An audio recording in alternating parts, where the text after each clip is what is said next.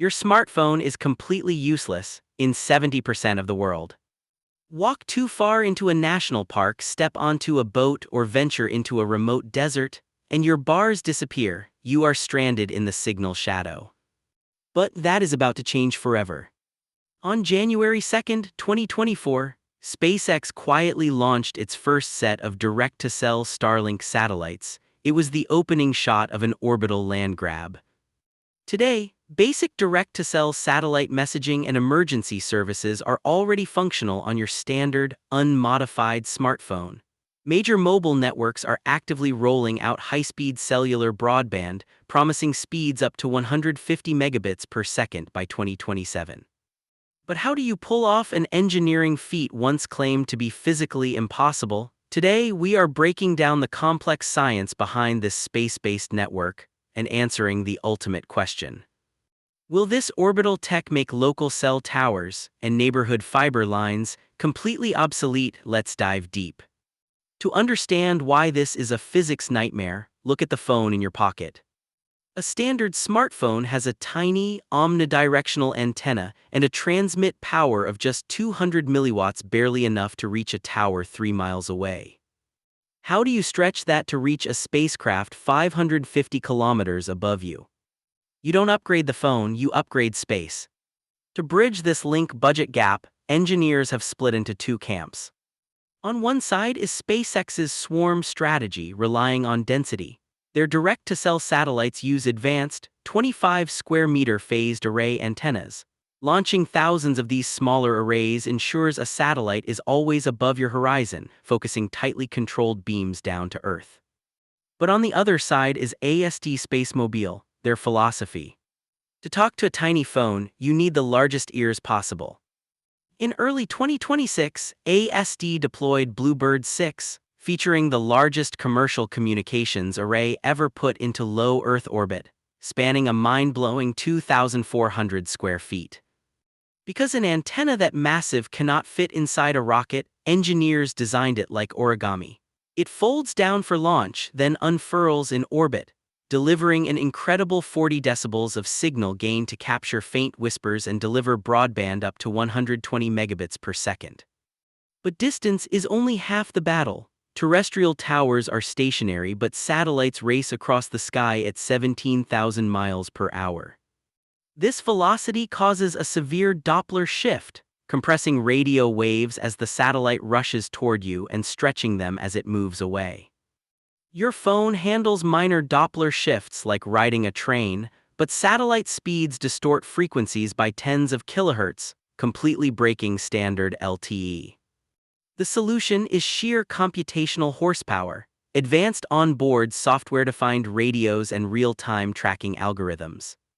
The satellite calculates its exact position relative to your phone and precompensates, actively warping its broadcast frequency in real time.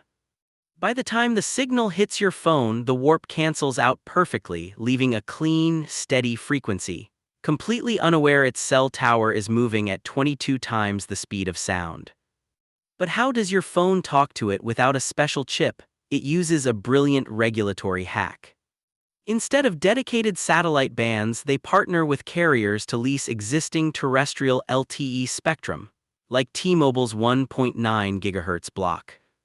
Because the satellite broadcasts standard LTE, it behaves exactly like an eNode B, the technical name for a cell tower base station.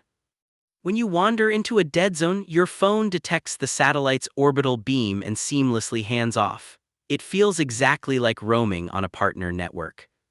This technology represents a massive leap in telecom history, but it raises a critical question: what does this mean for privacy? Do you trust a space-based network to track your coordinates? Let me know down in the comments, because this debate is just getting started.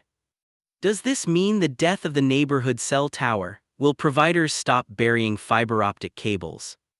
The short answer is absolutely not. In fact, without them, the satellite network would instantly collapse. The first reason is the physics of capacity. A terrestrial tower is like a localized fire hose, delivering multi-gigabit speeds to thousands of users simultaneously. But a satellite spot beam is like a single sprinkler trying to water a crop field. It covers a vast 20 to 70 mile radius, but shares a tiny 5 to 10 MHz channel across everyone in that zone. Current beams offer about 4 to 7 megabits per second, perfect for texts or basic browsing, but they would instantly crash if a neighborhood tried to stream video simultaneously. If this breakdown of orbital capacity makes sense, hit that like button to help the algorithm.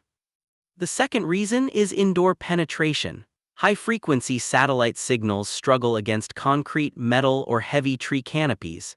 Terrestrial towers bounce signals through streets, penetrating deep inside buildings where you actually live and work. But there is an even bigger bottleneck, the backhaul paradox. Satellites are not standalone data creators, they are just relays. When a satellite receives your data, it must instantly beam it down to a ground station tethered to heavy-duty underground fiber. Without fiber on the ground, the satellite has nowhere to send your data. A single strand of fiber carries terabits of data per second with virtually zero latency. For dense areas, physical wiring remains the only sustainable way to deliver high-speed internet to millions of heavy bandwidth users at once. Direct-to-cell satellite technology is not a replacement, it is a safety net. It renders coverage maps obsolete, ensuring you are never disconnected in emergencies. It is a supplemental layer for a connected planet. But for day-to-day life, terrestrial cell towers and underground fiber remain the undisputed kings of high-density speed. If you love exploring the complex engineering behind future tech, make sure to subscribe, because we are uncovering the secrets actively reshaping our world. So while spaceborne towers will save your life in the wilderness, they remind us how fragile our ground infrastructure really is. But if you think space networks are pushing the limits of our engineering, wait until you see the invisible crisis threatening the ground beneath our feet. Click this video right here to see how AI is quietly destroying our global power grid, and why no one is talking about it. I will see you over there.